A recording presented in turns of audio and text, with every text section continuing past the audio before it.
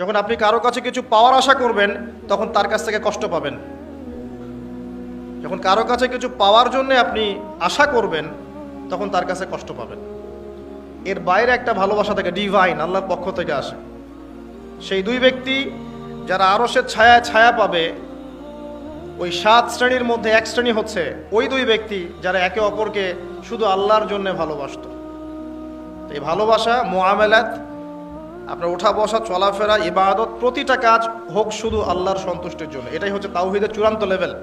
তখন গিয়ে আপনি আল্লাহর মারেফত বুঝতে পারবেন, আল্লাহকে আপনি আপন করে পাবেন।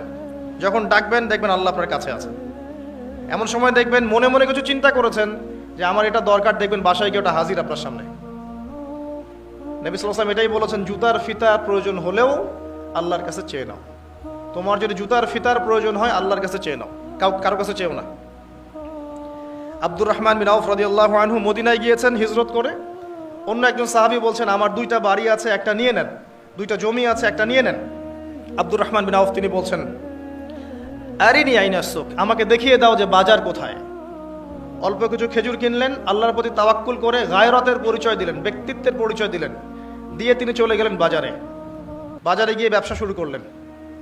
মাত্র 7 বছরের ব্যবধানে তিনি মদিনার শ্রেষ্ঠ ধনীদের একজন হয়েছেন। আল্লাহর হয়ে যান, শুধু আল্লাহকে আপন করে নেন, দেখবেন সবকিছু আপনার অনুকূলে ইনশাআল্লাহ।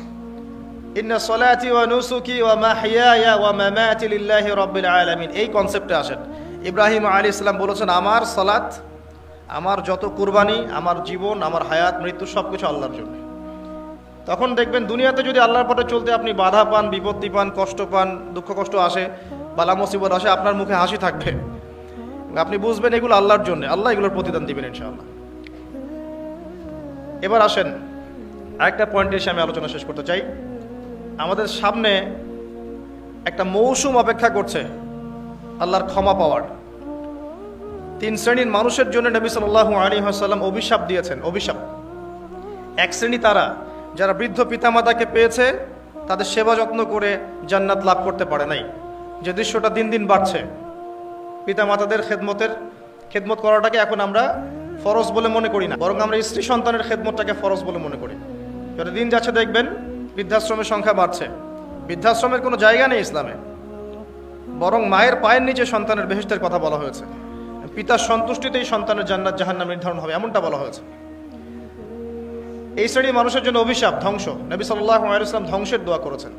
আরেক শ্রেণী তারা যাদের সামনে নবী সাল্লাল্লাহু আলাইহি ওয়াসাল্লামের নাম উচ্চারিত হয়, তারা দরুদ শরীফ পড়ে না, সাল্লাল্লাহু আলাইহি ওয়াসাল্লাম এটা পড়ে না। জুমার দিনে যে কাজগুলো বেশি বেশি করবেন তার মধ্যে একটা হচ্ছে দরুদ পড়বেন, বেশি থেকে বেশি। আল্লাহ পাকের এক শ্রেণীর ফেরেশতা আছেন যারা দরুদ কালেক্ট করেন এবং নবী সাল্লাল্লাহু আলাইহি ওয়াসাল্লামের রওজা এবং কবরে পৌঁছে দেন। নবী সাল্লাল্লাহু আলাইহি ওয়াসাল্লাম উত্তর দেন। এটা কিভাবে দেন এটা ব্যাখ্যা আমরা করতে পারবো না, কারণ সবকিছু যুক্তি, দর্শন, বিজ্ঞান দিয়ে প্রমাণ করা যাবে না। পশ্চিমারা যা শিখাচ্ছে যে যুক্তি, বিজ্ঞান, দর্শন, পরীক্ষা নিরীক্ষা, পর্যবেক্ষণের মাধ্যমে যা লাভ করা যায় তাই জ্ঞান, এর সাথে ইসলাম সম্পূর্ণভাবে একমত না। ইসলামের অনেক কিছু আছে যেগুলোর ব্যাখ্যা আপনি যুক্তি, বিজ্ঞান, দর্শন দিয়ে পাবেন না। বিজ্ঞানকে জিজ্ঞাসা করেন, excuse me mister science, can you give me the definition of রুহ, can you give us the definition of রুহ বা সোল। সায়েন্স, আপনি কি আমাকে আত্মার সংজ্ঞা দিতে পারবেন? সায়েন্সের দৌড় শেষ, পারবে না। জিজ্ঞাসা করেন ঘুমের ডেফিনেশন দিতে, একটা মেডিকেল ব্যাখ্যা দিতে পারবে, স্বপ্ন এবং ঘুমের ব্যাখ্যা দিতে পারবে না। জিজ্ঞাসা করেন যে কবর আযাবের ডেফিনেশন দিতে, পারবে না। জিনদের সংজ্ঞা দেন, জিনকে প্রমাণ করেন পরীক্ষা নিরীক্ষা পর্যবেক্ষণে, পারবেন না। আল্লাহ পাক বলেছেন ওয়ামা খালাকতুল জিন্না ওয়াল ইনসা ইল্লা লিয়াবুদুন। কনফ্লিক্ট আছে এখানে। মালায়েকা ঈমানের দ্বিতীয় পিলার, আল্লাহ বিশ্বাস, তারপরেই মালায়েকায় বিশ্বাস। মালায়েকাকে তারা প্রমাণ করতে পারবে না। আপনি সায়েন্স এটা ল্যাবে বসে প্রমাণ করতে পারবেন না যে এই জায়গাটা ফেরেশতারা ঘিরে রেখেছেন। এই ফেরেশতারা দরুদ কালেক্ট করেন, পৌঁছে দেন। এটা বারজাখ, টোটালি ডিফারেন্ট একটা জগৎ। এটার ব্যাখ্যা আমরা করতে পারবো না। তাই যেগুলোর ব্যাখ্যা করা যায় না সেগুলোর অস্তিত্ব নাই, কথাটা ঠিক নয়। বরং এটা সায়েন্সের বা যুক্তির বা দর্শনের দুর্বলতা, ইসলামের দুর্বলতা নয় এটা। নবী সাল্লাল্লাহু আলাইহি ওয়াসাল্লাম মেরাজে গিয়েছেন, কিভাবে গিয়েছেন, এত আসমান কিভাবে গেলেন, এর সবকিছু সায়েন্স দিয়ে আপনি ব্যাখ্যা করতে পারবেন না। এই জায়গায় একটা শিরক হচ্ছে। মুসলিমদের কনসেপ্ট হয়ে গেছে এমন যে কিছু প্রমাণ করা গেলেই সায়েন্স দিয়ে তাহলে বিশ্বাস করবো, না হলে করবো না। এই কনসেপ্ট ঠিক না। আপনি আপনার আত্মাটাই প্রমাণ করতে পারবেন না।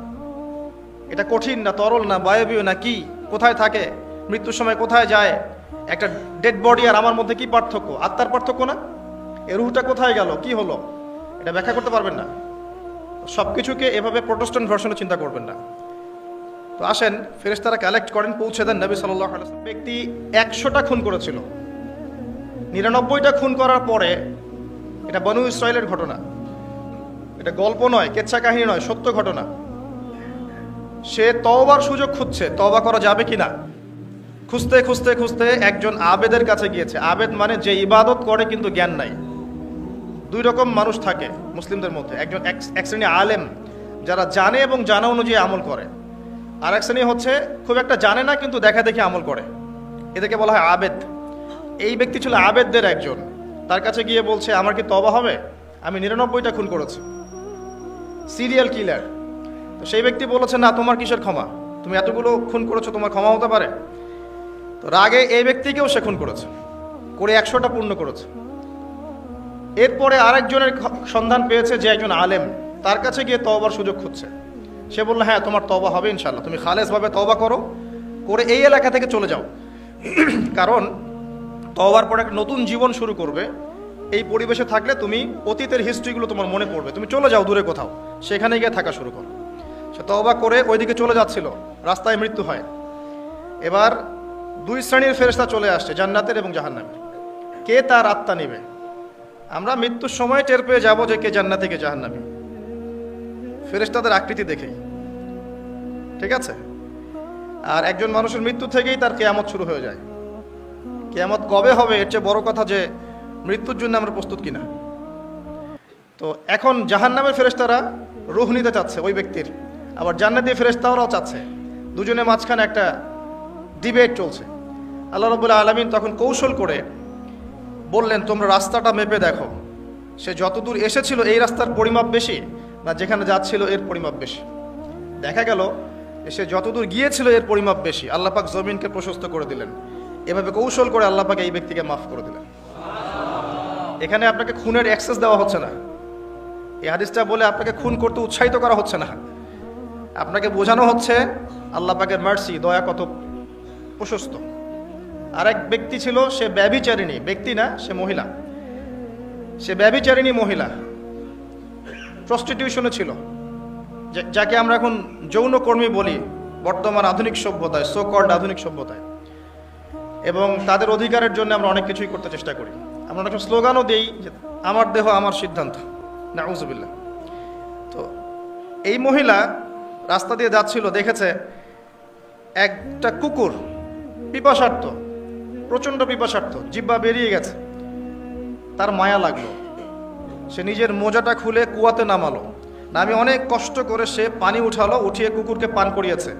এই একটা কাজের জন্য আল্লাহ পাক তাকে মাফ করে দিয়েছে। আরেকজন ব্যক্তি যে প্রচণ্ড পাপী ছিল, মৃত্যুর সময় সে তার সন্তানদেরকে ওসিয়ত করছে যে আমি অনেক অন্যায় করেছি, আল্লাহ যদি আমাকে ধরতে পারেন তাহলে আমার অবস্থা খারাপ।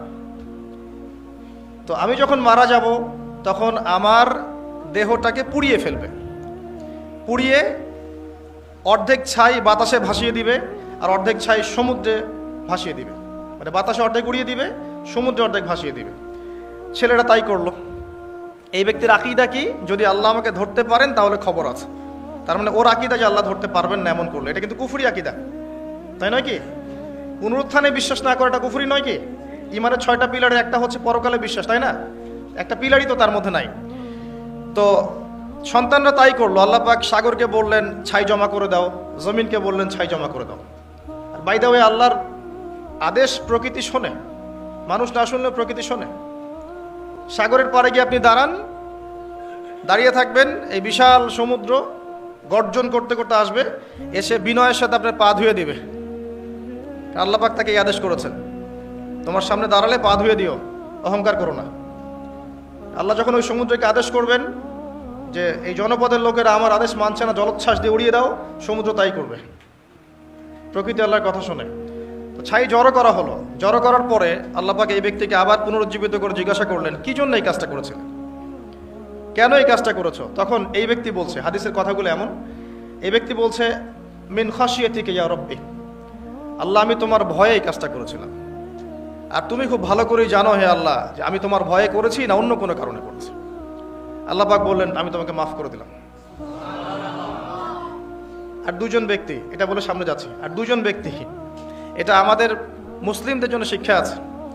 কারণ আমরা মুসলিমরা মনে করি যে আমরা সুপিরিয়র হয়ে গেছি, মাশাআল্লাহ জুমার নামাজে আসি, রমজানের রোজা রাখি, মাঝে মাঝে একটু জাকাত দেই, সুযোগ পেলে একটা হজ উমরা করে আসি, তাই না?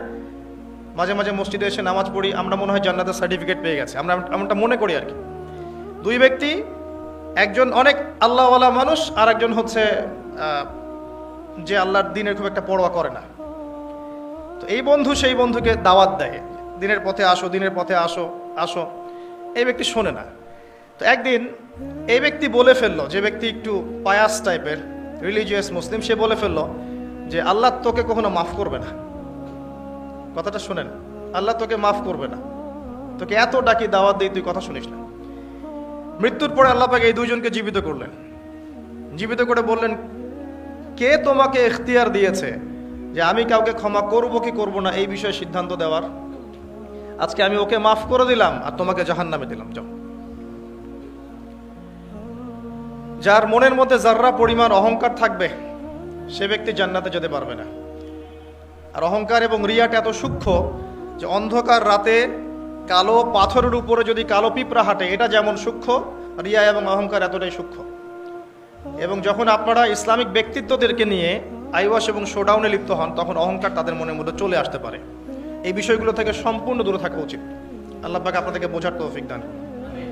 শিরকের পাপ থেকে বেঁচে থাকুন, মানুষের সাথে জড়িত পাপ থেকে বেঁচে থাকুন। আল্লাহ পাক পরম করুণাময়, অসীম দয়ালু, আল্লাহ পাক সমস্ত গুনাহ মাফ করতে পারেন। এর মানে এই নয় যে গুনার এক্সেস দেওয়া হচ্ছে, লাইসেন্স দেওয়া হচ্ছে, এমনটা নয়। আল্লাহ পাকের দয়া বোঝানো হচ্ছে। আল্লাহ আপনাকে ভালোবাসেন এবং আল্লাহই আপনাকে প্রকৃত অর্থে ভালোবাসেন, বাকিরা আপনাকে স্বার্থের জন্য ভালোবাসে।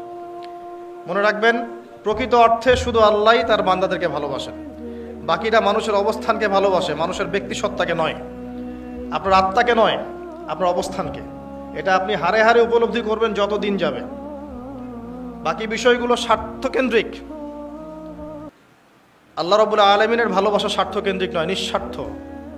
আল্লাহর জন্য ভালোবাসা। আমরা এই সামান্য একটু ক্ষমতা পেলেই আমাদের কেউ চেনে না, গায়ে হাতি দেওয়া যায় না, ঠিক আছে? মানে তখন সে নিজেকে মনে করে যে সে এই পৃথিবীর সবকিছু, বাকি মানুষ আর মানুষ না। ক্ষণস্থায়ী সামান্য একটু ক্ষমতা নিয়ে দেখবেন আমাদের অবস্থা খারাপ। প্রত্যেকের ধর্মতাত্ত্বিক ক্ষেত্রেও যদি কাউকে আপনি একটু ক্ষমতাধর আলেম মনে করেন, দেখবেন অহংকারে বাঁচতেছে না। কারো একটু পপুলারিটি হয়ে গেছে, দেখবেন অহংকারে বাঁচতেছে না। আইওয়াশ শোডাউনের জামানা তো এটা, যে যত পারে মানুষকে দেখাতে পারলে বাঁচে আর কি। কাজ হবে 5%, 95% হচ্ছে আইওয়াশ। যে কোনো জায়গায়, ধর্মতাত্ত্বিক জায়গা বলেন, social, economical, political, world affairs, কাউকে যদি আল্লাহ পাক যাররা পরিমাণ একটু ক্ষমতা দিয়ে দিয়েছেন, ব্যাস তাকে আর চেনা যায় না। যুলকারনাইনকে আল্লাহ পাক আলাইহিস সালাম মাশরিক মাগরিবের ক্ষমতা দিয়েছিলেন। যুলকারনাইন মনে আছে? কোন সূরা আছে যুলকারনাইনের কথা? সূরা কাহফ। আল্লাহ পাক তাকে এমন রহমত করেছিলেন যে মাশরিক মাগরিব মানে পূর্ব পশ্চিম পর্যন্ত তাকে রাজত্ব দিয়ে দিয়েছে। এত দাপট ছিল তার, যেদিকে সেনাবাহিনী নিয়ে যেতেন সেদিকে বিজয় করতে পারতেন। পড়ে দেখেন। আর এই ব্যক্তি কিন্তু আলেকজান্ডার দ্য গ্রেট নয়।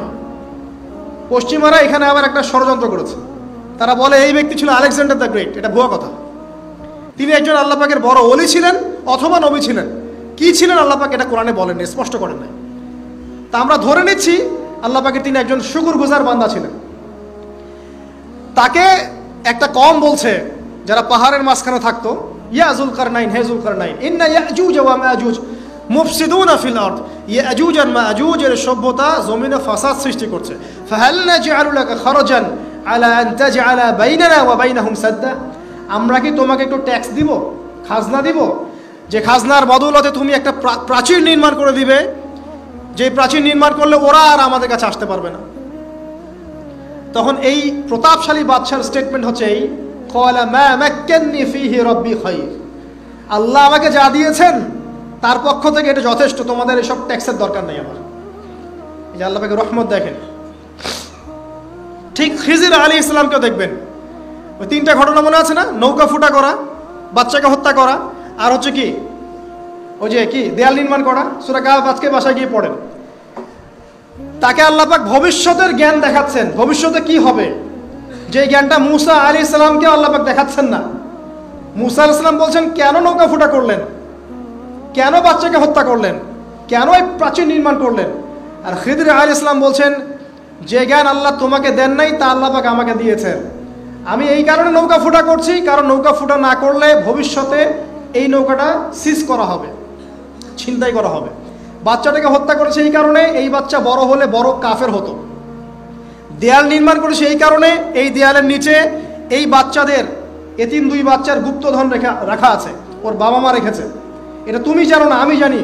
এটা জানার পরে তিনি অহংকার করছেন না, তিনি বলছেন রহমাতাম মির রব্বি, এই জিনিসটা আমার রবের রহমত, আমার প্রতি দয়া। 2 শ্রেণীর মানুষ আপনি পাবেন। এক, যারা তাদের স্ট্যাটাস, প্রতিপত্তি, জ্ঞান এসবের অহংকার প্রদর্শন করবে। আর এক শ্রেণী যারা এগুলো আছে, যাদের এগুলো আছে, বাট তারা বলবে এগুলো হাযা মিন ফাদলি রব্বি, এগুলো আমার রবের রহমত। এখানে সফল 2য় শ্রেণীর মানুষ, 1ম শ্রেণীর নয়। ইউসুফের কথা মনে আছে? আলাইহিস সালাম কুয়ায় ছিলেন, কুয়া থেকে জেলে, কুয়া থেকে রাজপ্রাসাদে, সেখান থেকে জেলখানায়। জেলখানার একটা মানুষ যে পরবর্তীতে মিশরের শাসক হবে, কেউ কি ভেবেছিল? কেউ ভেবেছিল? ওই সময় কেউই ভাবে নাই। কিন্তু ওই মানুষটাকে আল্লাহ রাব্বুল আলামিন মিশরের রাজত্ব দিয়েছেন, যার মধ্য দিয়ে আল্লাহ পাক হাজার হাজার লক্ষ লক্ষ মানুষকে দুর্ভিক্ষের হাত থেকে বাঁচিয়েছেন। আল্লাহ পাকের পরিকল্পনা, রহমত দেখেন। প্রত্যেক আম্বিয়া কেরামের জীবনী পড়ে দেখেন, এরকম রহমতের অসংখ্য নিদর্শন কোরআন এবং হাদিসে আছে। আল্লাহ রাব্বুল আলামিন তার রহমত থেকে নিরাশ হতে বারণ করছেন। যে যত পাপ করেছে জীবনে, যদি একটা বার কেউ যদি আল্লাহ পাককে মন থেকে ডাকে, চোখ দিয়ে ঝরঝর করে পানি পড়ে, আল্লাহ পাককে বলে, সেজদায় গিয়ে পড়ে আল্লাহকে বলে রব্বিক ফিরলি, আল্লাহ আমাকে মাফ করো, তার মনের মধ্যে যদি সততা থাকে, মন থেকে যদি সেই কথাটা বলে থাকে, আল্লাহ পাক শুধু তাকে ক্ষমাই করবেন না, তার সমস্ত গুনাহগুলোকে আল্লাহ নেকি দিয়ে পরিবর্তন করে দেবেন। একটা হাদিস পড়ছিলাম, নবী করিম সাল্লাল্লাহু আলাইহি ওয়াসাল্লাম তিনি বলছেন যে লাম্মা কাদাল্লাহুল খালক, যখন আল্লাহ রাব্বুল আলামিন এই মহাবিশ্ব সৃষ্টি করেন, তখন আল্লাহ রাব্বুল আলামিন কাতাবা কিতাবান, একটা কিতাব লিখেছেন। একটা কিতাব আছে আল্লাহর কাছে, কাতাবা কিতাবান ফাহুয়া ইনদাহু ফাওকাল আরশ, যেই কিতাবটা আল্লাহর নিজের কাছে আছে, আরশের উপরে। সেখানে আল্লাহ পাক লিখে রেখেছেন, কি লিখেছেন? ইন্না রাহমাতি সাবাকাত গদাবি, প্রতিটা ক্ষেত্রেই আমার রহমত, আমার দয়া, আমার করুণা আমার গজবকে পরাজিত করেছে। মানে আল্লাহ রাব্বুল আলামিনের গজব, এর উপরে আল্লাহ পাকের রহমত অবস্থান করছে। জীবনের কোনো ক্ষেত্রে হতাশ হওয়ার কোনো সুযোগ নেই। কিন্তু আল্লাহ রাব্বুল আলামিনের কাছে কেউ যদি যেতে চায়, মন থেকে যদি আল্লাহকে একটা বারও ডাকে, আল্লাহ পাক এক ডাকের মাধ্যমেও তার গুনাহ মাফ করতে পারেন। 2জন ব্যক্তির ঘটনা পড়লাম। একজন ব্যক্তি প্রচণ্ড রকম আবেদ, প্রচুর ইবাদত করে। আপনারা জানেন ইবলিসও কিন্তু আবেদ ছিল, ইবলিস কিন্তু প্রচুর ইবাদত করেছে। এখন ওই ব্যক্তির একজন বন্ধু ছিল, এটা বানু ইসরাইলের ঘটনা। তো সেই বন্ধু পাপী ছিল, বিভিন্ন কবিরা গুনাহ করত। আর এই আবেদ ব্যক্তি বারবার তাকে নসিহত করত, গুনাহ ছেড়ে দাও, তুমি পাপ করছো, গুনাহ ছেড়ে দাও। তখন সেই ব্যক্তি যে পাপ করছে সে বলতো যে আল্লাহ কি তোমাকে আমার রক্ষক বানিয়েছেন? আল্লাহ কি তোমাকে আমার উপর দারোগা বানিয়েছেন? আমাকে আল্লাহর হাতে ছেড়ে দাও, আমাকে নসিহত করতে এসো না। একদিন এই আবেদ ব্যক্তি তার বন্ধুকে একটা জঘন্য পাপ করতে দেখলো, এমন একটা পাপ যেটা দেখে তার মনে ধারণা আসলো এটা চরম জঘন্য একটা কাজ। তখন সে মুখ ফুসকে বলে ফেলল যে আল্লাহ তোকে আর মাফ করবে না, আল্লাহ তোকে জান্নাত দিবে না। আল্লাহ রাব্বুল আলামিন মালাকুল মউতকে এই 2জনের কাছে পাঠালেন, 2জনের রূহকে কবজ করা হলো। এবার আল্লাহ পাক তার সামনে তাদেরকে উপস্থাপন করে বললেন যে তোমাকে আমার রহমত সম্পর্কে কে গ্যারান্টি দিয়েছে যে আমি কাউকে রহমত করব কি করব না? যাও, আমি তোমাকে জাহান্নামে পাঠালাম, ওই ব্যক্তি যে আমার রহমত প্রত্যাশা করেছে আমি তাকে জান্নাত দিয়ে দিলাম। দেখুন, এই হাদিসটা শুনলে মনে হয় বাহ্যিক হয়তোবা মুখের একটা কথার কারণেই সে জাহান্নামে চলে গেল। আসলে বিষয়টা এমন নয়। বিষয়টা আমি আপনাকে বোঝাচ্ছি। বিষয়টা হচ্ছে ইবলিসের মতো। ইবলিস কিন্তু শুধু মন থেকেই বলেনি যে খলাকতানি মিন নার ওয়া খলাকতাহু মিন তিন, আমি কেন তাকে সিজদা করব আদমকে, আদম তো মাটির তৈরি আর আমি তো আগুনের তৈরি। এটা ইবলিসের শুধু মৌখিক স্টেটমেন্ট ছিল না, কারণ কি ছিল? আবা ওয়াস্তাকবার, সে উদ্ধত হয়েছিল, অহংকার প্রদর্শন করেছিল ভিতর থেকে। ইন্টারনালি সে অহংকারী ছিল, সে আন্ডার এস্টিমেট করে কথাটা বলেছে, শুধু মৌখিকভাবে বলে নাই। কিন্তু ঠিক এই ব্যক্তির ঘটনা এমনই, সে মন থেকে অহংকারী হয়ে উঠেছিল, যদিও বা সে আবেদ ছিল। এখানে আমরা যারা প্র্যাকটিসিং মুসলিম হওয়ার চেষ্টা করছি, আমাদের জন্য এখানে নিদর্শন আছে। পাঁচ ওয়াক্ত নামাজ পড়েই ভেবে বসবেন না যে অনেক কিছু করে ফেলছি, এক চিল্লা দিয়ে মনে করে ফেলবেন না যে দিনের জন্য অনেক কিছু করে ফেলছি। একটা হজ করেছেন, ওমরা করেছেন, সিয়াম রেখেছেন, দিনের জন্য দান সদকা করেছেন, একটা মাদ্রাসা মসজিদ করেছেন, ভেবে বসবেন না আপনি সব অনেক কিছু করে ফেলেছেন এবং অন্যরা সব ককরোচ তেলাপোকা, ওরা জাহান্নামে যাবে, এমনটা মনে করবেন।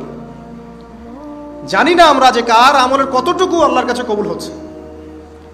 তো এখানে এই ব্যক্তির সমস্যা ছিল এই, সে নিজের আমলটাকে অনেক ভারী মনে করছিল এবং সে স্টেটমেন্ট দিয়ে ফেললো যে তোকে আল্লাহ পাক মাফ করবে না। এই একটা কথা মন থেকে বলার কারণে তার ইহকাল পরকাল দুটা বরবাদ হয়ে গেল, সে জাহান্নামে চলে গেল। ঠিক আরেক ব্যক্তির ঘটনা আছে এমন, এগুলো সবগুলো রেফারেন্স আছে।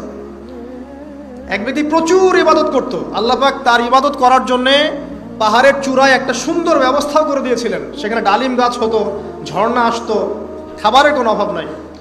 হাদিস এসেছে 500 বছর সে ইবাদত করেছে। কত বছর?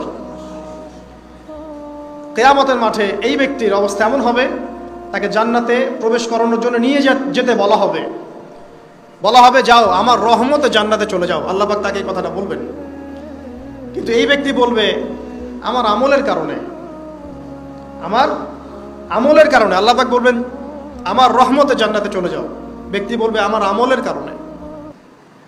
আল্লাহ রাব্বুল আলামিন তখন তাকে দেওয়া সমস্ত নেয়ামতগুলোকে এক পাল্লায় করবেন আর তার সমস্ত আমলকে আরেক পাল্লায় করবেন।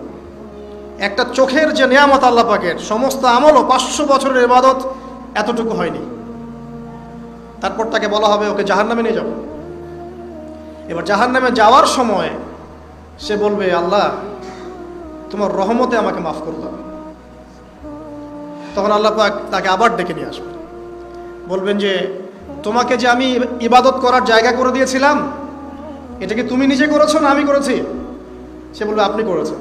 তোমাকে যে আমি সৃষ্টি করেছিলাম তখন কি তুমি কোনো আমল করেছিলে? বলবে না। তাহলে তোমাকে যে সৃষ্টি করেছি আমি, এটা কি তোমার আমলের কারণে? না। তোমাকে সারা দুনিয়াতে এত নিয়ামত দিয়েছি, এটা কি তোমার আমলের কারণে? সে বলবে না। তখন তাকে জান্নাতে প্রবেশ করানো হবে। কিয়ামতের মাঠে এমন অনেক ঘটনা ঘটবে যেটা আমাদের চিন্তার বাইরে। আরেকজন ব্যক্তিকে ডেকে আনা হবে, যে ব্যক্তি একটা দুটা নয় বরং 100টা খুন করেছে। সে 99 জন মানুষকে হত্যা করার পর ফতোয়া খুঁজে বেড়াচ্ছিল যে আমার তওবা কবুল হবে কিনা। একজন আবেদের কাছে গিয়েছে। আবেদ আর আলেম কিন্তু এক জিনিস না। আবেদ মানে যে প্রচুর ইবাদত করে, তার জ্ঞান কম, সে শুধু জানে কিভাবে ইবাদত করতে হয়। আলেম হচ্ছে সে যে শরীয়তের গভীর জ্ঞান জানে আবার ইবাদতও করে। আবার যারা জ্ঞান আছে আমল নাই, সেও কিন্তু প্রকৃত আলেম না। প্রচুর জ্ঞান আছে কিন্তু জ্ঞান অনুযায়ী আমল করে না, সেও কিন্তু প্রকৃত আলেম নন। এবার আসেন, তো এই আবেদের কাছে গিয়ে সে বলছে আমার কি ক্ষমা হবে? আমি 99টা খুন করেছি। সে বলল তোমার আবার ক্ষমা? তোমার ক্ষমা নাই।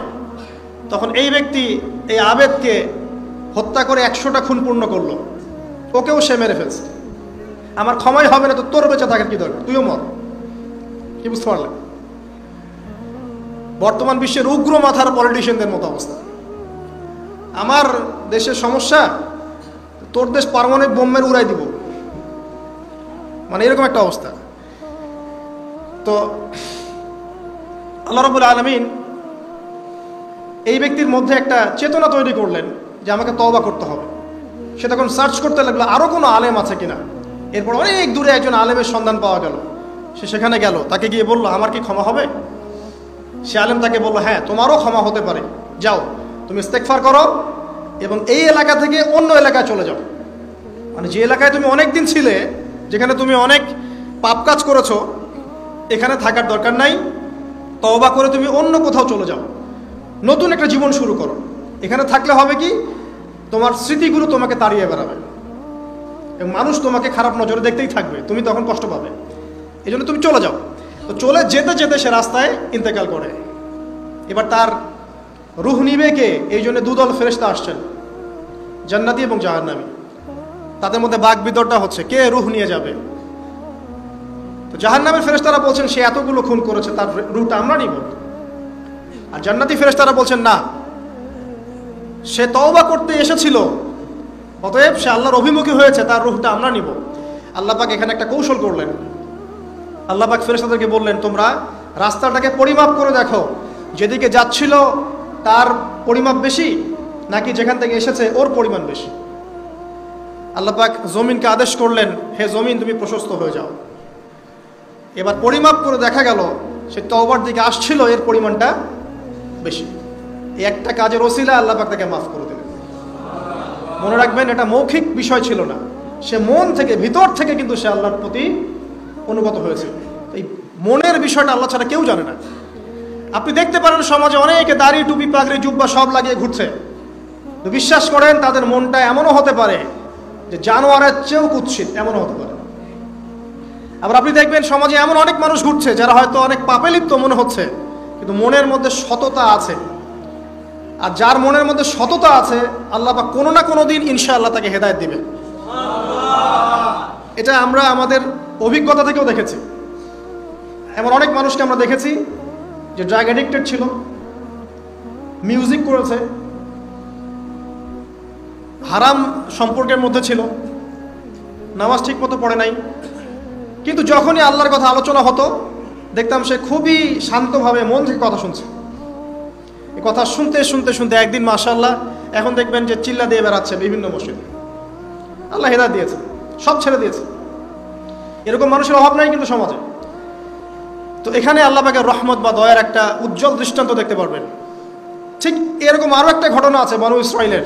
এক ব্যক্তি এত পাপ করেছে যে শেষে মৃত্যুর সময় সে সন্তানদেরকে ডাকছে, ডেকে বলছে যে আমি যখন মারা যাব আমার লাশটাকে তোমরা কবর দিও না, যদি আল্লাহ পাক আমাকে ধরতে পারেন তাহলে খবর আছে আমার। কি করতে হবে?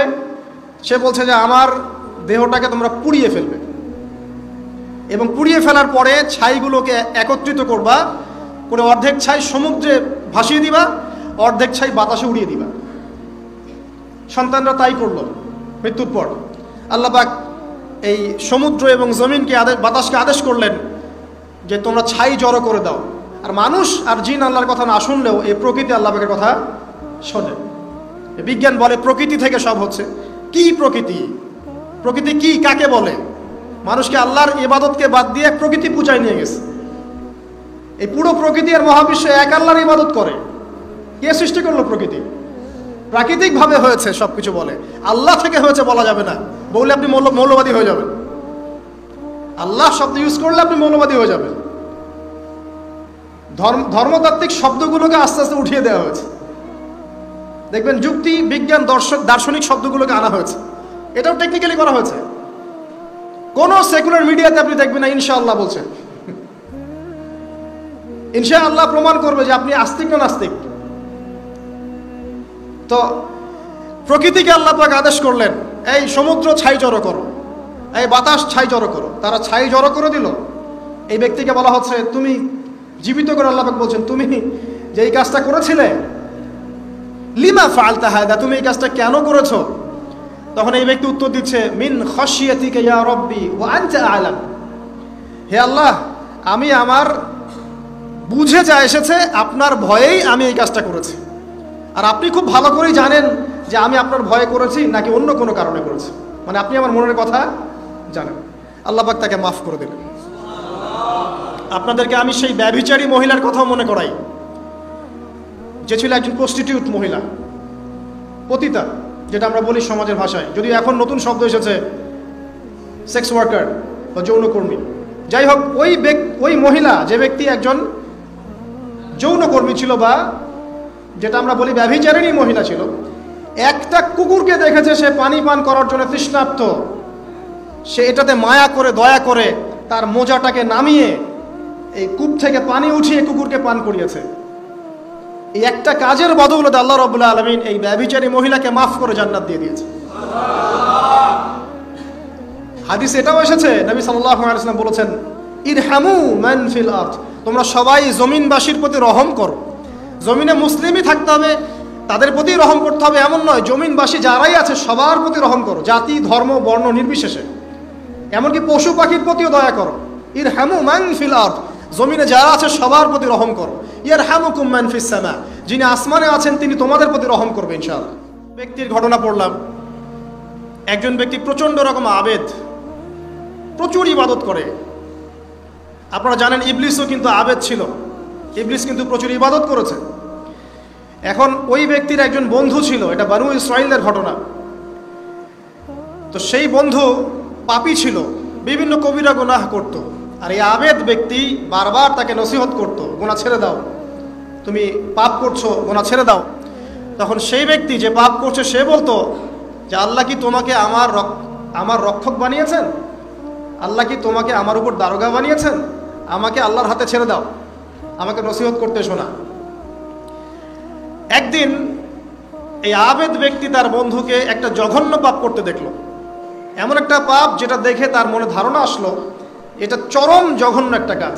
তখন সে মুখ ফসকে বলে ফেললো যে আল্লাহ তোকে আর মাফ করবে না, আল্লাহ তোকে জান্নাত দিবে না। আল্লাহ রাব্বুল আলামিন মালাকুল মউতকে এই দুজনের কাছে পাঠালেন, দুজনের রূহকে কবজ করা হলো। এবার আল্লাহ পাক তার সামনে তাদেরকে উপস্থাপন করে বললেন যে তোমাকে আমার রহমত সম্পর্কে কে গ্যারান্টি দিয়েছে যে আমি কাউকে রহমত করব কি করব না?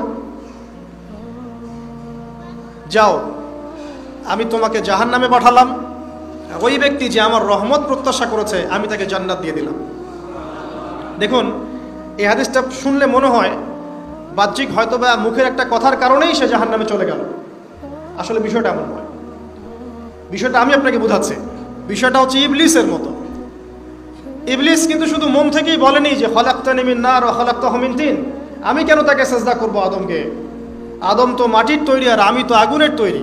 এটা ইবলিসের শুধু মৌখিক স্টেটমেন্ট ছিল না, কারণ কি ছিল? আবা ওয়াস্তাকবারা, সে উদ্ধত হয়েছিল, অহংকার প্রদর্শন করেছিল। ভিতর থেকে ইন্টারনালি সে অহংকারী ছিল, সে আন্ডারএস্টিমেট করে কথাটা বলেছে, শুধু মৌখিকভাবে বলে নাই। কিন্তু ঠিক এই ব্যক্তির ঘটনা এমনই, সে মন থেকে অহংকারী হয়ে উঠেছিল, যদিও বা সে আবেদ ছিল।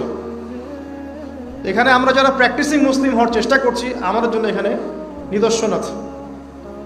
5 ওয়াক্ত নামাজ পড়েই ভেবে বসবেন না যে অনেক কিছু করে ফেলছে, এক চিল্লা দিয়ে মনে করে ফেলবেন না যে দিনের জন্য অনেক কিছু করে ফেলছে।